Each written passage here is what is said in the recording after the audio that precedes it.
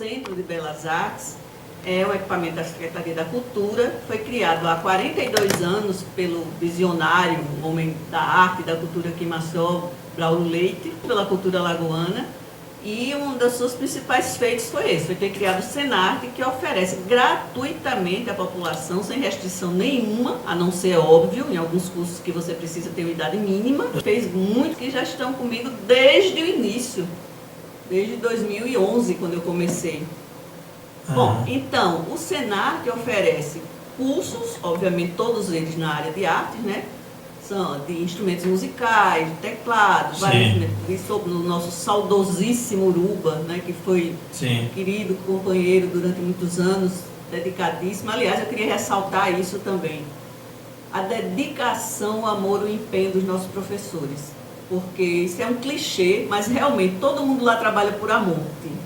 É o tipo de conhecimento, tipo de atitude, de manifestação, que é considerado supérfluo pela maioria das pessoas. Isso é terrível. Mas a falta de cultura mesmo, para entender o que é cultura. Exatamente, né? É a falta de conhecimento. De conhecimento. É a falta de conhecimento. Então, as pessoas normalmente encaram as manifestações culturais, quaisquer uma delas, como apenas entretenimento. Né? É meramente diversão. Por exemplo, se você perguntar a alguém, qual é a sua profissão? Sou músico. Sim, mas você faz o quê? É como se aquilo não fosse trabalho. Né? Não é vagabundo, porque no passado é encarado como cantora, negócio de vagabundo, exatamente. Né? É verdade. E uma época no Brasil. O mundo não só aqui no Brasil, mas no mundo inteiro, né? Sim. O mundo da arte sempre foi considerado o mundo da boemia. Isso. Né? Da malandragem. Cachaçada. Infelizmente, né? Bom, mas voltando à história do Senarte. Então, a nossa casa, muito amada, muito querida por nós, é aquele prédio histórico ali da Rua Pedro Monteiro, que começou a ser reformado, mas infelizmente as obras estão paradas. E faz tempo, né? Está parado, né? Pois é, estamos homeless. E estamos, por enquanto, né, nós estamos divididos entre o MISA, Museu da Imagem e do Som, alguns professores estão lá, inclusive eu, e o complexo do Teatro Deodoro. O pessoal de balé, que sempre foi o carro-chefe do Senarte, na verdade, né? Teatro Deodoro, né? Não, carro-chefe foram as aulas de balé. Sim. Né? Que a gente já formou, Ave Maria, milhares de meninas, né? Aliás, o Senarte já transformou muitas vidas. Eu estou lá desde 2008, estava em outro órgão do Estado, depois fui para a Cultura e depois o então secretário Oswaldo Viegas me colocou lá no Senarte. E sou testemunha das várias transformações que lá ocorreram, né? Em todos os sentidos, porque você é meu aluno há tantos anos, você sabe disso. Isso. Né? Que é uma formação completa que a gente dá. Sim, é fantástico. Né? Qualidade, gente. É uma visão. E haja qualidade. É uma visão de mundo. Qualidade. É uma visão de mundo. Você tem outra visão. Né? Uma visão de mundo. Quer dizer, a gente forma um cidadão. Porque, falando agora da minha área especificamente, né? Eu sei disso porque eu já estou também há muito tempo nesse caminho. E a gente sabe que a maioria das pessoas considera esse tipo de conhecimento absolutamente supérfluo. Indispensável. Né? Eu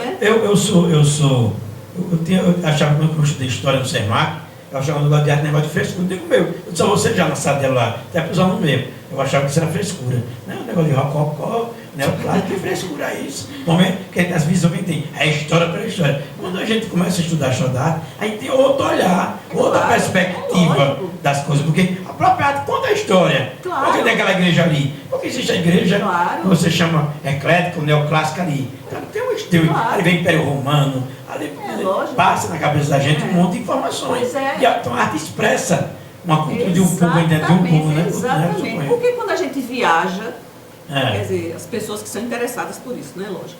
As pessoas que querem saber um pouquinho mais. Porque quando a gente viaja, a gente vai a museus, né? A gente vai visitar locais históricos, porque ali está, sendo poética, a alma do povo. Porque eu sempre digo isso, é um clichê na minha vida. Através da arte, é a forma mais fascinante de você aprender sobre você mesmo, sobre o mundo, porque a arte é produto, não é? Então, é o produto mais autêntico do ser humano. É aquele que expressa seus valores, suas crenças, não é? Então, é fascinante você estudar isso, porque você se identifica em coisas que você jamais imaginaria. Quer dizer, é aquele ciclo que se repete, não é? Sim. As motivações são as mesmas, porque a arte existe, porque o homem precisa conhecer a si mesmo, precisa enaltecer seus deuses. Sim. E precisa conhecer o mundo. Né? Correto. Então ele expressa esse tipo de desejo através das suas produções artísticas. Então eu sou aquela defensora intransigente, maluca desse tipo de ensino dentro de qualquer sala de aula, qualquer uma, porque a arte é o elo que une todas as outras áreas de conhecimento, entendeu? Porque aí é que está. Matemática é importante? É, porque as pessoas sempre pensam assim, né? Importante mesmo é matemática, é física, é química, tá. Língua portuguesa e o resto não serve mais nada. Português, e olhe lá, viu? Também, olhe lá também. Viu? E aí eu pergunto a você, tá, importantíssimos são, sem sombra de dúvida, toda a área de conhecimento é importante, o conhecimento é importantíssimo, é uma arma poderosíssima, né? Mas aonde está você dentro da química? Aonde está você como ser humano, como cidadão, né? Como construtor desse mundo? Onde você está? Né? Então, a arte, na verdade, ela é o elo que une todos esses outros elos desta grande corrente. Né? E como você já sabe...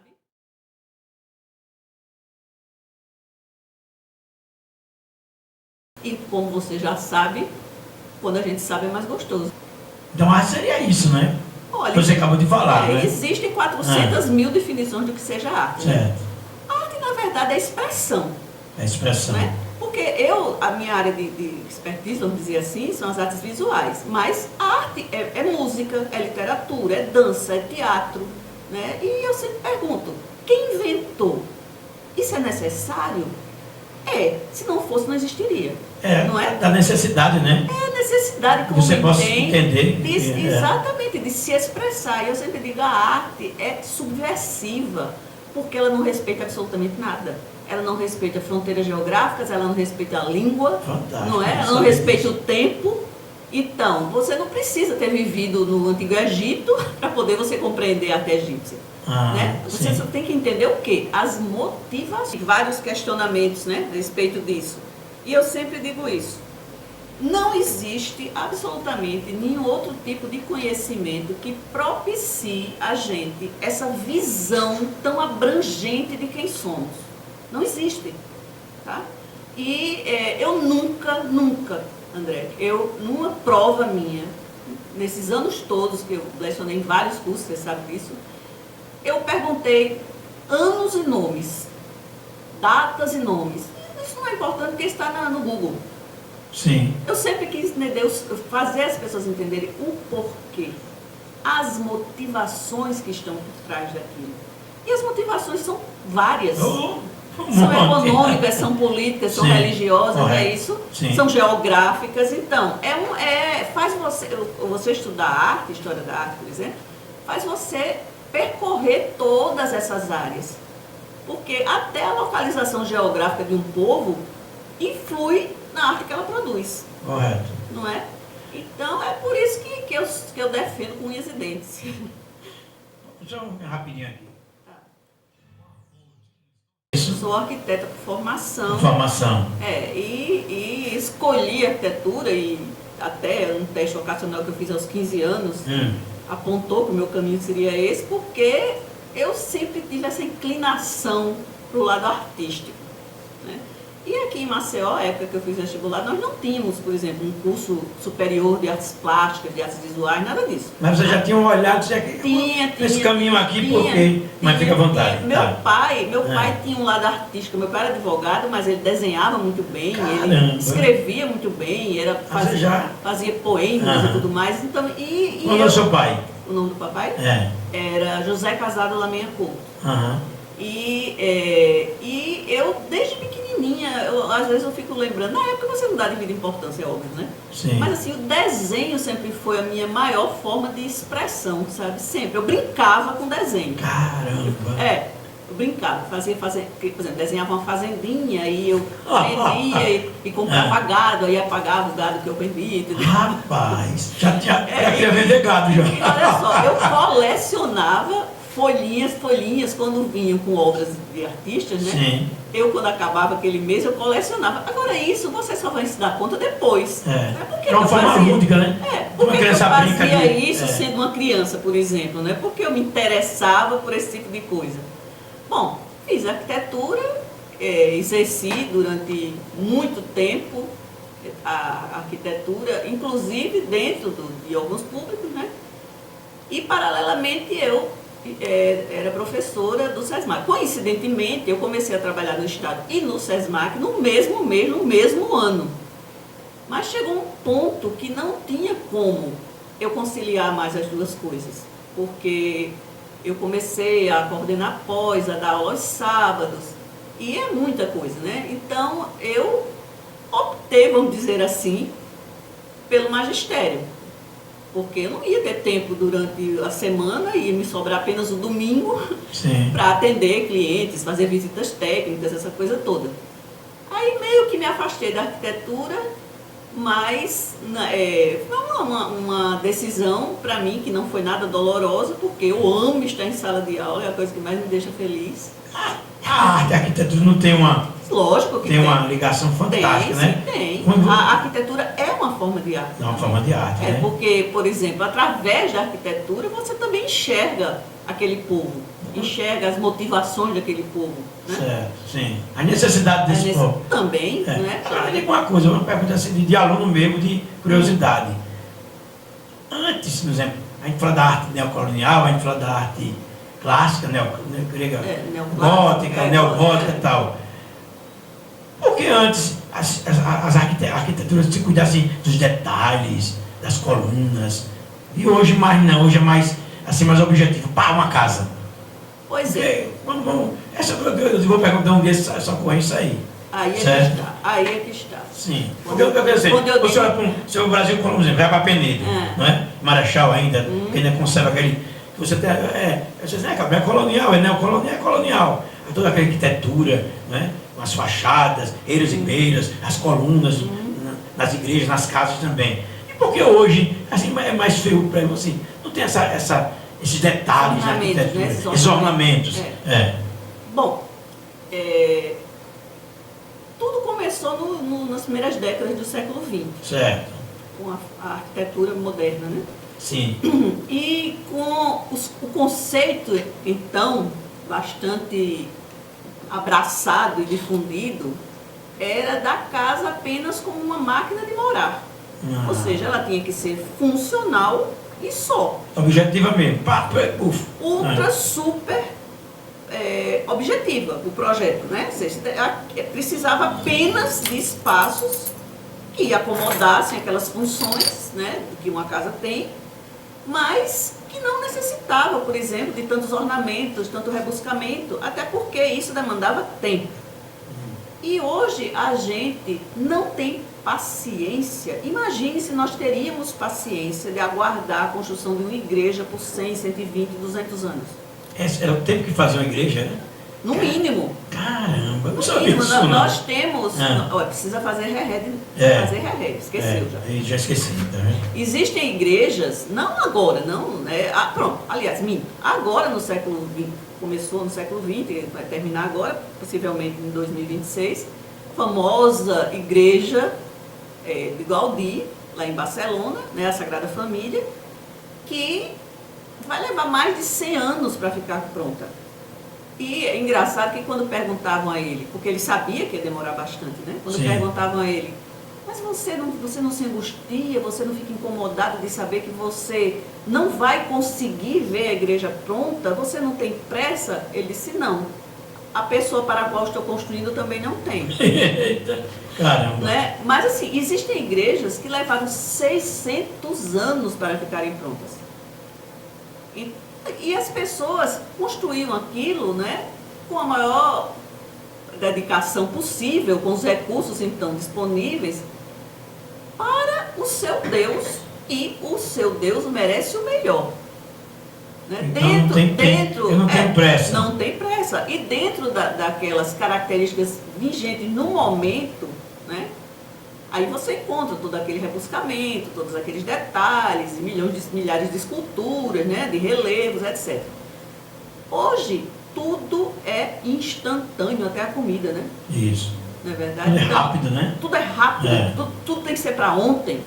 Aí eu lembro dos meus clientes, quando eu exerci arquitetura, nenhum nunca chegou para mim e dizer, tenha calma, não precisa ter pressa não. Todos queriam para ontem o projeto. Né? Aí você vê que tem o pré-moldado, né?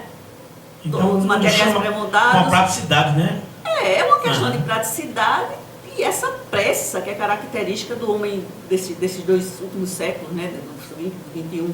Porque até o século XIX nós não vivíamos assim, até a Revolução Industrial nós não vivíamos assim. Então, toda essa mudança, essas características da arquitetura vem a partir da Revolução Industrial.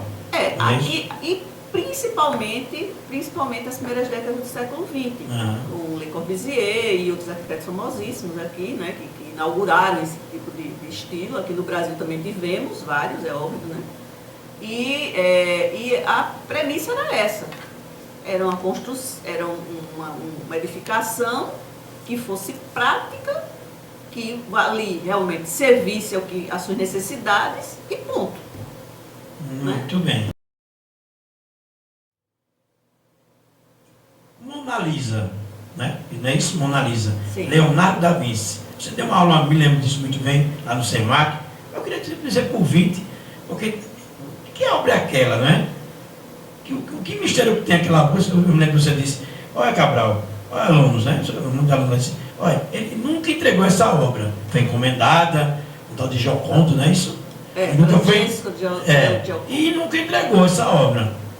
Que mistério que. O que é que está por trás, não é, aquele mistério de Mona Lisa? Uma pessoa, você vê Mona Lisa em comerciais, você tem uma exposição, eu nunca sei disso, dessa aula sobre Mona Lisa. Pronto, aí está uma prova do que eu disse há minutos atrás, né? Quer dizer, a Mona Lisa tem mais de 500 anos e é a garota propaganda mais famosa do mundo, né?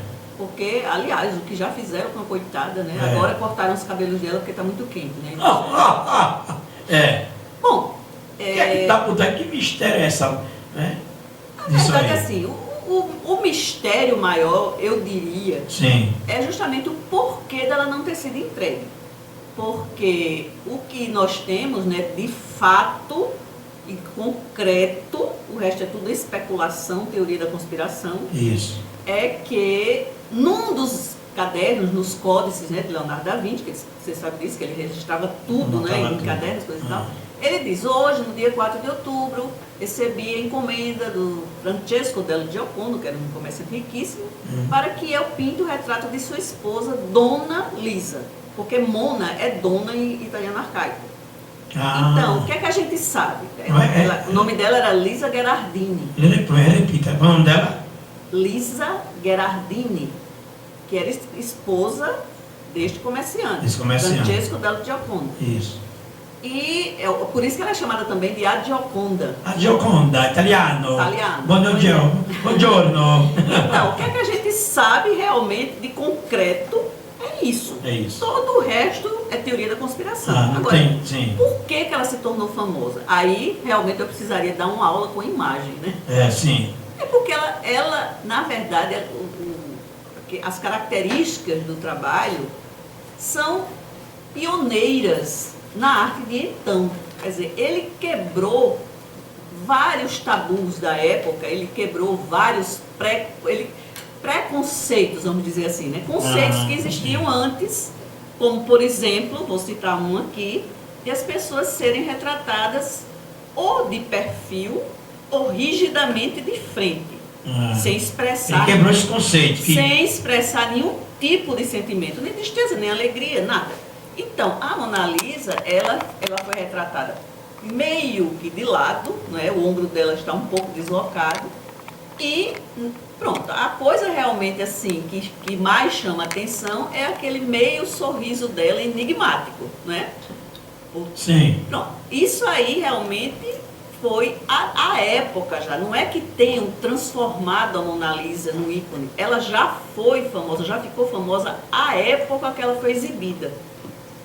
Existem trocentos pintores que a copiaram à época, porque ela realmente foi a forma como Leonardo da Vinci a retratou, além de outras características, como claro e escuro, que também antes dele as sombras eram retratadas rigidamente como superfícies negras, entendeu? Então ele criou o esfumato, que é uma gradação. Então Sim. são várias características que, óbvio, fica bem mais interessante eu falar vendo, mostrando. As imagens ajudam bastante. Mas, assim, indiscutivelmente, porque você sabe muito bem que maravilhas podem ser criadas, maravilhas aí eu digo entre aspas, né? Podem ser criadas apenas se você tem alguém que escreva bem sobre elas, né? Sim. Um palito de fósforo pode se transformar numa escultura de Michelangelo, né? Basta escrever um texto rebuscado. Ah, sim, aquela história que você falou da arte contemporânea, não é isso? Você faz uma crítica aí. De tudo. De tudo, né? Tem que ter um argumento. Mas não é o caso da Mona Lisa. Sim. Mona Lisa, quando ela foi exibida, a época que ela foi exibida, ela já se tornou um fenômeno, entendeu? Sim. Não foi por causa de críticos que enalteceram, nada. As pessoas que conheceram o trabalho dele já ficaram fascinadas. Mas a pergunta que não quer calar, por que não foi entregue? Sim. Ninguém sabe. Ninguém sabe. Agora me diga uma coisa. Pode ser. Desculpe, É o seguinte, ela usa um véu que as pessoas mal percebem, um véu muito delicado. Esse véu só era usado por viúvas ou por pessoas que haviam perdido um ente muito próximo, como marido ou filho, por exemplo, né? Uhum. E ninguém sabe se ele morreu, se ela morreu, se ele não entregou, porque se afeiçoou o quadro, porque tinha um detalhe, ele era extremamente perfeccionista, ele demorava horrores, inclusive tinha fama de preguiçoso por causa disso. Imagine. O Leonardo. Imagine. Que injustiça, né? Ele era assim muito meticuloso, pesquisava demais, coisa e tal, então não se sabe exatamente o porquê dela não ter sido entregue.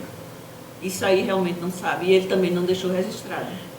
Rola eu acho que você disse, uma teoria da conspiração, que aquele seria o autorretrato dele, o lado feminino dele. Tem essa história também, não é? Tem, né? Existe números, né, Socorro? Várias. Mas assim, isso realmente são teorias, porque não existe absolutamente nada que nos leve a imaginar. Uma certeza, não tem? Não existe, não. São várias, Vai ficar isso tempo, eternidade, essa exatamente, coisa, pairando até que um dia se encontre. Algum documento, não é nada coisa. impossível, não é nada impossível, porque a história é assim, né? A gente não pode afirmar tudo assim com 100% de certeza, porque um dia você encontra um documento que estava esquecido, estava guardado num sótão, se um dia nós tivermos a sorte de encontrar algo que explique, né? Mas até então fica como o retrato da Dona Lisa Gherardini. Muito bem. A história também história, de forma assim bem geral. Socorrinho, e a arquitetura de Maceió? Eu me lembro que o Edberto Tizianelli e uma professora lá mostrando como é a configuração da cidade de Maceió. Como é que se configurou assim a nossa arquitetura? A partir de quê? Do engenho de açúcar? Do porto? Não, assim, a arquitetura brasileira, como todos os seus começos, ela foi totalmente portuguesa, vamos dizer assim. Isso, correto. Tanto é que se você percorre os centros mais antigos das cidades brasileiras, das capitais, as que nasceram primeiro, são muito parecidos, né? São muito parecidos. Porque, claro, fomos descobertos, encontrados e colonizados pelos portugueses, então a influência maior foi a portuguesa, né? Das casas conjugadas, aquela coisa toda. E Maceió não foi uma cidade planejada, né? Então, até hoje a gente sofre por isso. Porque mesmo as ruas, os bairros mais recentes, também não tiveram um projeto urbanístico assim, que prevesse esse crescimento da cidade, né? Então, aí estão os engarrafamentos, as ruas estreitas, a falta de estacionamento, né? Mas a arquitetura em si, os nossos começos, foi basicamente a arquitetura portuguesa, né? Você fala sempre de um pátio, né? Um colégio, né? Uma igreja, né? Não tem aquela configuraçãozinha, né? Sim, isso, lógico, né? É. Nós também tivemos a presença fortíssima aqui dos jesuítas, né? jesuítas, né? E eles trouxeram esse formato, vamos dizer assim, dos conventos, que praticamente se repete no mundo inteiro, né? Nós temos ali o claustro, temos o pátio, temos a igreja, temos, né? Isso aí é uma configuração. É quase que um projeto padrão, né? Que a gente vê na Europa também, né? Pela influência já religiosa nesse sentido, católica sim, nesse sentido, né? Sim. Então, até hoje nós temos resquícios ainda, né? Apesar da modernização, do crescimento urbano, né? Da arquitetura moderna, sim, do vidro, do aço, do concreto, a gente ainda tem bastante exemplares, né? Dessa arquitetura herdada dos europeus. Muito.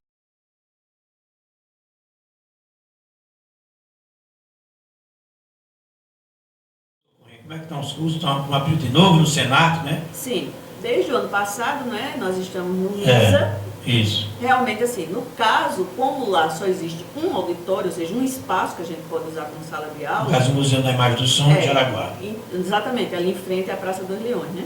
Então, por exemplo, desde o ano passado e esse ano também, estamos vendo a possibilidade de eu dar mais um curso. Todos os professores tiveram uma redução na carga horária por falta de espaço físico para trabalhar, né? Certo. Então, lá no Senac, no nosso prédio, na nossa casa, eu dava aula todos os dias. E o ano passado foram 2 cursos, esse ano 2, com a possibilidade de haver um terceiro. Correto. E o que não falta, assim, em relação a mim, por exemplo, tá? E o que eu não deixo de dar de jeito nenhum é o curso de História da Arte Ocidental, que é o curso que abrange realmente toda a história da arte, né? Ocidental, porque foi a influência maior que nós tivemos. Correto, não é? sim. Não oriental, né?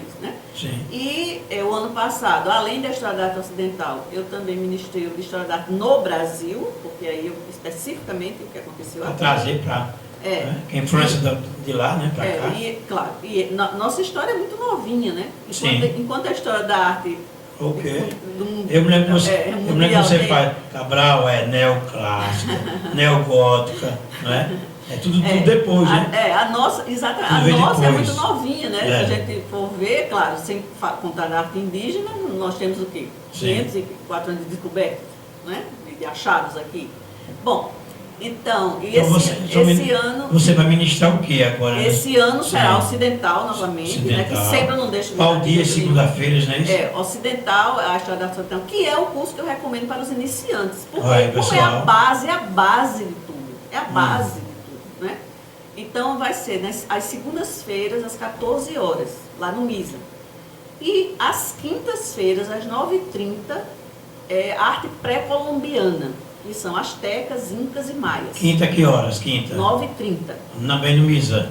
No MISA, todos os cursos, meus cursos estão sendo no MISA, enquanto nós não voltarmos lá para Pedro Monteiro. Até aí, eu espero que seja breve. Paulo Danto, governador, termina a obra, governador. Termine a obra. Queremos nossa casinha de volta.